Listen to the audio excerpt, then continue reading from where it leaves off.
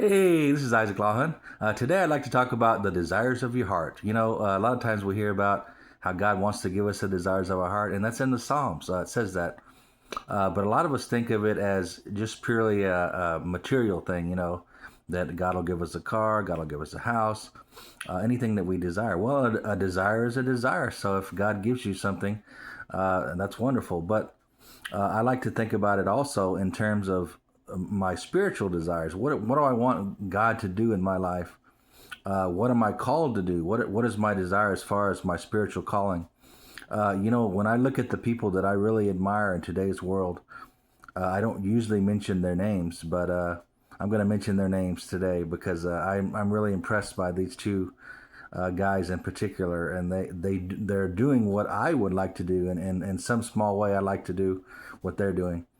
They have books, they have videos, they have all these curriculum and all kinds of stuff out there, that resources that you can buy, and hopefully they've influenced a lot of people. I would think that they've influenced a lot of people. So one of them is a guy named David Barton. He talks about the government and how Christian principles should be in the government, and talks about the founders, and he has a very balanced view too. He talks about things that they did, that the founders did, that we don't agree with, and he talks reasonably. He doesn't just say that the founders were all good or something like that. But anyway, he talks about the founding, and he also points out the biblical foundation of our government, that our government was better when it was run more by Christian principles. And so I agree with that, and I think that's great.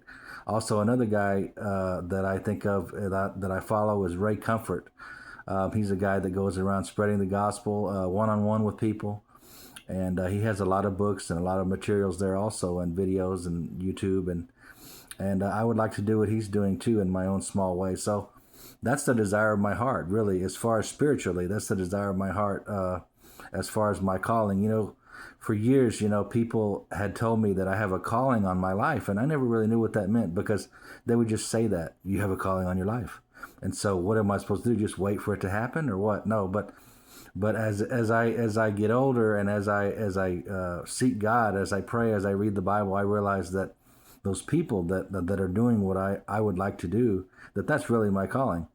And so what I do is I write books, and I do these videos on YouTube. And so in my own small way, I'm doing what they're doing. I have hundreds of thousands of views now on all my platforms, on Instagram and YouTube and Newsbreak and all that. And so in my own, like I say, in my own small way, I'm doing what they're doing in my own little corner of the country or whatever. And people watch it, and people comment, and I get a lot of good feedback. And I just got my books. I sold some books at my public library book fair.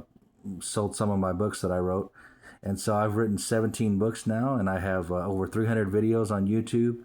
So that's the desire of my heart. I mean, wow. I mean, when I look at what those two guys that I just mentioned, when I look at what they're doing, I go, man, I would like to do what they're doing, and I really am. And so maybe not on as big of a scale, but God gets to decide how popular my stuff is. God gets to decide the impact, but it's just my job to obey. But let me ask you today, what is your desire of your heart? Not materially, because God will provide for the material things. But what is the desire of your heart spiritually? What do you feel like your calling is? What should you seek after, so He can give you the desires of your heart of your spiritual calling? So that's my thought today. Thanks for listening.